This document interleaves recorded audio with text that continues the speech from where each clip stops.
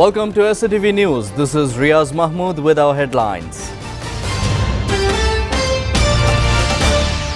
Copies of death sentence verdicts of Hasina and Kamal not sent to Home Ministry today. Tariq Rahman works as messenger of humanity, says Ruhul Kobir Rizvi.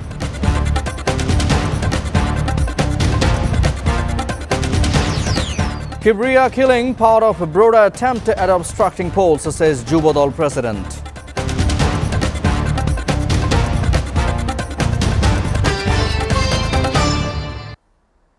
And now in details. Copies of the death sentence verdicts of Sheikh Hasina and Asaduzaman Khan Kamal are not being sent to the relevant departments, including the Home Ministry today, due to the illness of International Crimes Tribunal 1 Chairman Justice Ghulam Murtuza Mojumdar. The tribunal administration announced this information earlier today. It has been informed that a copy of the verdict will be sent to the Ministry of Home Affairs, Ministry of Foreign Affairs and the Inspector General of Police's office in the morning.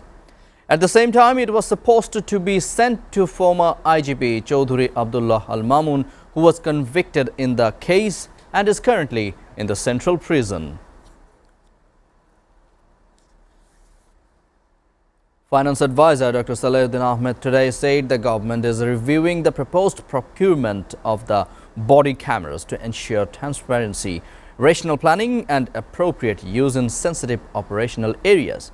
The initial proposal sought a very large number of body cameras, prompting the committees to ask the authorities concerned to revisit the plan. Pricing and procurement method, he told reports after meetings of the Advisors Council Committee on Economic Affairs and the Advisors Council Committee on Government Purchase at the Secretariat. He said the revised plan should adopt a more rational, need-based approach. The advisor also said the purpose of introducing body cameras is to strengthen monitoring, improve accountability and support evidence-based action.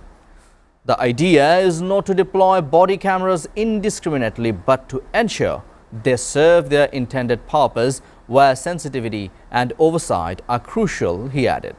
He further added that the revised proposal will be placed very soon. Home Affairs Advisor, retired Lieutenant General Muhammad Jahangir Alam Chaudhary on Tuesday said law enforcement agencies are fully prepared to act against any attempt to destabilize the country, as the next national election is going to be held in the first half of February. He made these remarks at a meeting with German ambassador to Bangladesh, Dr. Rhodesia Lors, at the Ministry of Home Affairs, where the overall law and order situation dominated the discussions. The advisor said law and order across the country remains normal except a few isolated incidents reported following the verdict against Sheikh Hasina. He warned that strict action will be taken against anyone attempting to disrupt public security in the coming days. Jahangir Alam said that the responsibility for announcing the specific polling date lies with the Election Commission, but emphasized that security agencies are ready to support the electoral process whenever required. The meeting also focused on public reactions to the verdict preparations surrounding the national election timeline, prisoner extradition, cybercrime and other areas of cooperation. Germany and Bangladesh are tested friends, the advisor said, adding that he hopes bilateral relations will continue to strengthen. The killing of Juba Dal leader Ghulam Kibriya was part of a broader attempt to disrupt the upcoming election and destabilize the political environment, Juba Dal President Abdul Monaim Munna said today. Munna made these remarks at a views exchange meeting on Juba Dal's pre-elections preparation to assist BNP candidates held at the Diploma Engineering Institute in Dhaka. Kibriya's body has more than 10 bullet marks, he claimed, urging the administration to identify those involved through CCTV footage and bring them to justice without delay. The killing was carried out to obstruct the election. If the election is not held, the other side benefits. Those who know they cannot come to state power through votes are conspiring to turn Bangladesh into a failed state, he said. Ghulam Kibriya, member secretary of Jubadol's Pallavi unit, was shot dead in the Pallavi area of Dhaka yesterday. CCTV footage from the hardware shop where he was attacked shows 3 helmet-wearing assailants entering the premises and firing 7 shots at point-blank range, targeting his head, chest and back before fleeing. Police investigation is ongoing. Addressing activists today, Jubadol President Munna called for a determined grassroots campaign.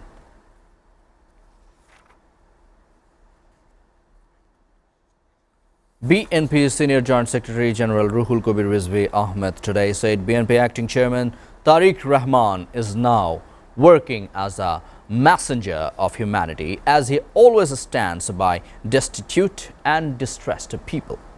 He said this while addressing as the chief guest a free medical camp, book distribution among students, wheelchair distribution among physically challenged people, and agricultural inputs among farmers at historic Shahid Khokun Park in the district town. Amra BNP Poribar organized the event marking the birth anniversary of Tariq Rahman. Mr. Rizvi said fascist Sheikh Hasina wanted to cling on the power by holding election in night instead of day. The BNP leader said she collected Taka 8,000 crore from her loyal business syndicate to hold polls in night instead of day, and of the money, Taka 3,000 crore was spent to manage administration, police and various forces and agencies, and rest of money, Taka 5,000 crore, they shared among 4 individuals. Being vindictive, Sheikh Hasina harshly evicted BNP chairperson Begum Khaleda Zia from her husband's residence, he said.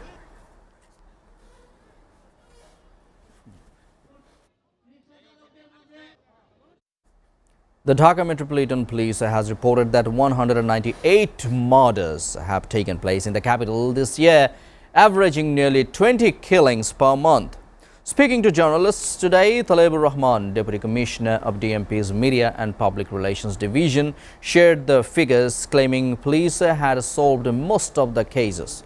Referring to the killing of Jubadol leader Ghulam Kibriya in Pallavi, he said police are conducting a detailed investigation. 1 suspect has been detained so far. We have begun the process of identifying others involved, including the gunman. We hope to uncover the motive and bring all those responsible to book as soon as possible. He added that no case has yet been filed by the family over the murder.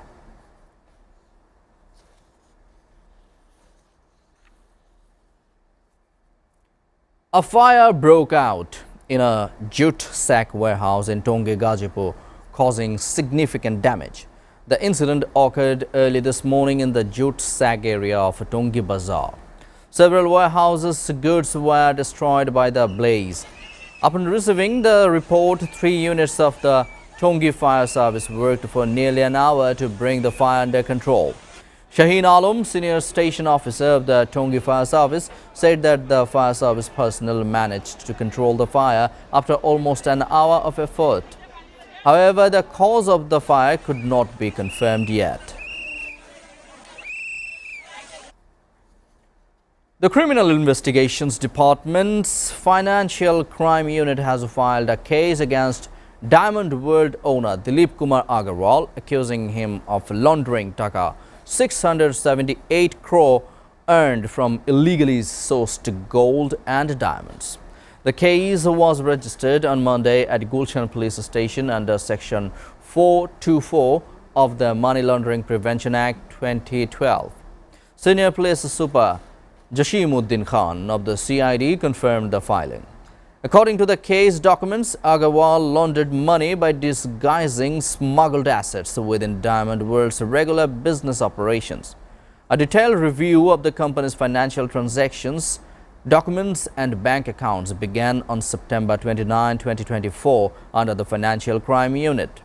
Investigators found that while Diamond World legally imported gold bars, ornaments and loose diamonds worth Taka 38.47 crore between September 6, 2006 and February 8, 2024, The company also acquired an additional Taka 678 crore worth of gold and diamonds from the local market without proper documentation, suggesting these were smuggled.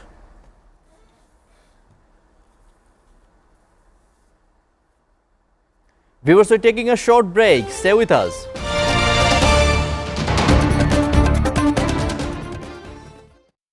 নিষ্ঠায় SA Paribahan parcel and courier service এখন 16 কোটি মানুষের হাতের নাগালে।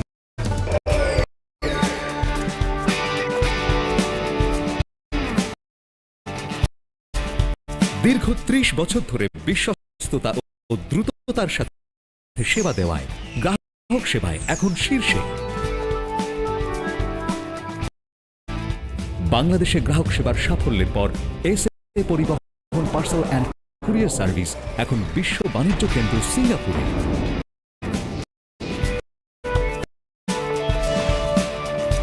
আপনার যে কোনো পণ্য Singapore থেকে বাংলাদেশে বুকিং এর জন্য যোগাযোগ করুন। এসএ পরিবহন private limited, logistics parcel and courier service, 22 Roberts lane, Singapore 218302, phone 0065 629 24900.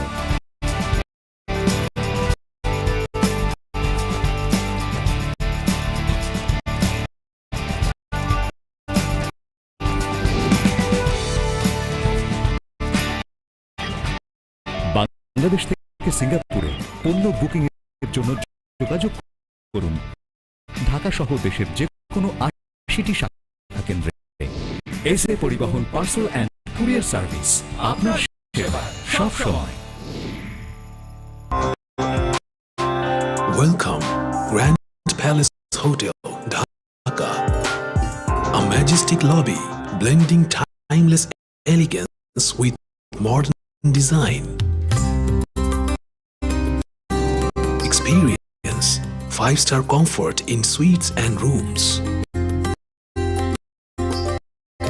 Sophisticated fine dining restaurant.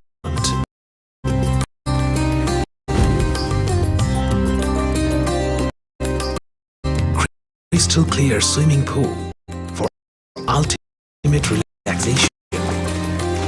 Modern gym and serene spa for well-being.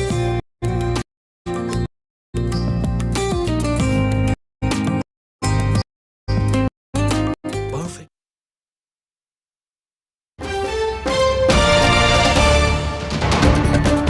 Welcome back. You are watching SATV News. Now, news from abroad. Palestinian Foreign Minister Versan Agavekian Shaheen said on Tuesday the UN Security Council's adoption of a resolution endorsing US President Donald Trump's plan to end the war in Gaza was a necessary first step on a long road towards peace. The Security Council on Monday adopted the US drafted resolution, which also authorizes a multinational security force to be deployed to Gaza. The text of the resolution also says member states can join a board of peace that would oversee the reconstruction and economic recovery of the shattered territory. Shaheen said there were still other issues that needed to be addressed, including Palestinian self-determination and eventual Palestinian independence, and that the process for implementing Trump's plan must be governed by international law. Meanwhile, German Foreign Minister Johann Wadephul said on Tuesday the adoption of a resolution to end the war in Gaza by the United Nations Security Council was good news. After meeting his Serbian counterpart in Belgrade, Wadephul said Germany remained ready to play a constructive role in reconstruction of Gaza. Earlier on Monday, the UN Security Council voted to adopt a US drafted resolution endorsing President Donald Trump's plan to end the war in Gaza and authorizing an international stabilization force for the Palestinian enclave. An Israeli spokeswoman on Monday said that Prime Minister Benjamin Netanyahu has made it clear that Gazans should be allowed to leave the territory and return to it at will. During a briefing on Monday, spokeswoman Shosh Bedrosian was asked about a plane carrying over 150 Palestinians from Gaza that arrived in South Africa on Thursday without proper coordination or documentation. Bedrosian initially said that she did not have much to share on the issue, but continued to say that the Prime Minister had made it clear that if Palestinians want to leave, they should be allowed to leave the Gaza Strip. And if they want to come back to the Gaza Strip, they should also be allowed to come back. Earlier on Monday, South Africa's Foreign Affairs Minister Ronald Lamola said that the government was investigating the arrival of the plane, adding that authorities were suspicious about the circumstances surrounding the flight and its passengers. I don't have much I can share with you on that, but the Prime Minister has made it clear. China on Tuesday said it lodged strong objections with Japan over Prime Minister Sanai Takaishi's recent remarks on Taiwan, calling them a violation of the One China principle and a threat to the political foundation of bilateral ties. Chinese Foreign Ministry spokesperson Mao Ning said senior officials from both countries met in Beijing, where China made solemn representations over what it described as Takaishi's erroneous remarks. In Tokyo, Chief Cabinet Secretary Minoru Kihara said Takaishi's comments does not alter Japan's established stance. Peace and stability across the Taiwan Strait are crucial not only for Japan's security but also for the stability of the whole international community, Kihara said, adding that Japan hopes for a peaceful resolution through dialogue and will continue explaining its position to Beijing. Beijing claims democratically governed Taiwan as its own and has not ruled out using force to take control of the island. Taiwan's government rejects Beijing's claims. 上午，外交部亚洲司司长刘劲松在北京同日本外务省。 Meanwhile, Japan has warned its citizens in China to step up safety precautions and avoid crowded places as a dispute between Beijing and Tokyo over Taiwan deepens. During a news conference on Tuesday, Chief Cabinet Secretary Minoru Kihara said the latest advisory is a renewed call for safety measures as sentiments towards Japan reflected in Chinese media had deteriorated after recent diplomatic events affecting the neighbors' ties. The Japanese embassy in China on Monday reminded citizens to respect local customs and be careful in their interactions with Chinese people. It also asked citizens to be aware of their surroundings when outside, such as the approach of suspicious individuals, advising them to not travel alone and urging extra caution when traveling with children.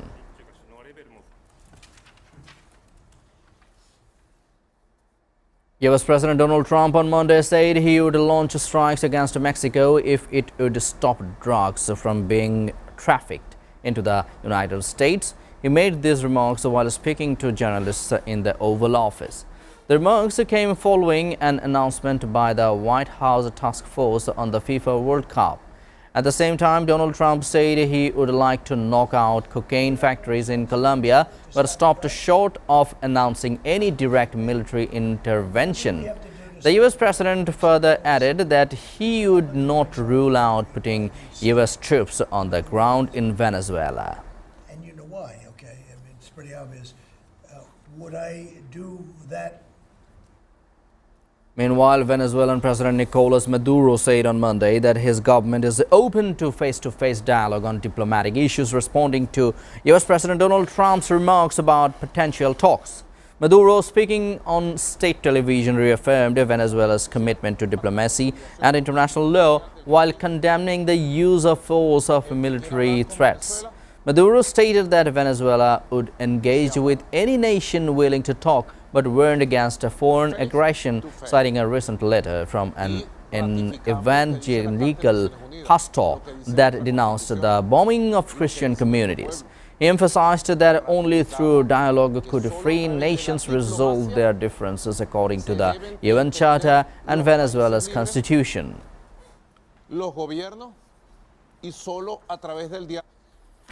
A mass Russian drone attack on the city of Dnipro on Monday evening caused major damage to the regional office of Ukrainian Public Broadcasters Spain. At the time of the attack, around 11 p.m., there were no employees or other workers at the site. A fire broke briefly out in the building while rubble obstructed passage to the second floor, explained Dnipro's editor-in-chief Yevhen Pedanchenko told the Kyiv Independent. On top of the damage to the building, cameras and editing stations belonging to the channel are believed to have been destroyed by the attack. Across the city, 2 people were injured in the attack, according to acting Oblast Governor Vladislav. In addition to the Suspline building, the city's television tower was also targeted in the attack. Britain on Monday said it would make refugee status temporary and speed up the deportation of those who arrive illegally in a major overhaul aimed at stemming the rise of the populist Reform UK party and tackling abuse of the current system. In what the centre-left Labour government says is the most sweeping asylum policy overhaul of modern times, Mahmoud announced changes that include quadrupling the 20 years the time refugees will have to wait to settle permanently. The government also threatened visa bans in Angola, Namibia and the Democratic Republic of Congo unless those countries accepted the return of illegal migrants and criminals. Thank you. Iraq confirmed final election results on Monday, showing Prime Minister Mohammed Shia al-Sudani's list came first with 46 seats in the 329-member parliament, the Election Commission said. No party can form a government on its own in Iraq's 329-member legislature, so parties have to build alliances with other groups to become an administration. However, a new government could still be months away amid wrangling to build a majority.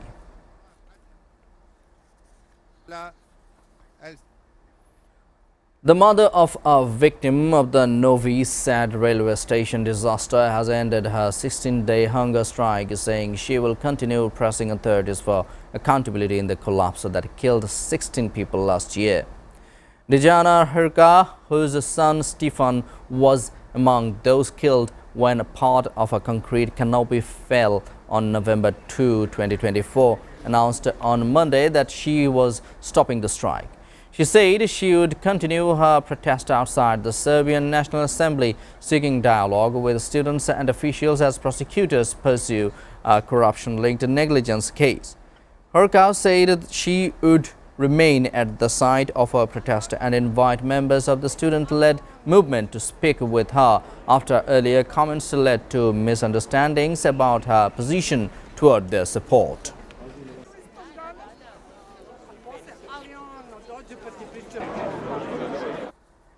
Before ending, we go through the headlines again. Copies of death sentence verdicts of Hasina and Kamal not sent to Home Ministry today.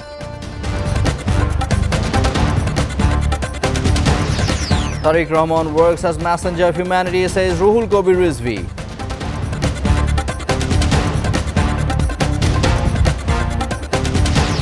Kibria killing part of broader attempt at obstructing polls, says Jubadol president.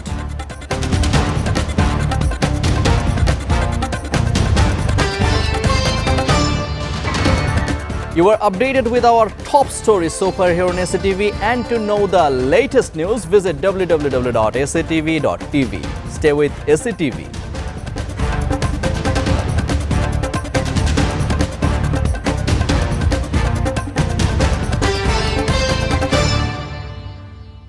Venue for corporate events.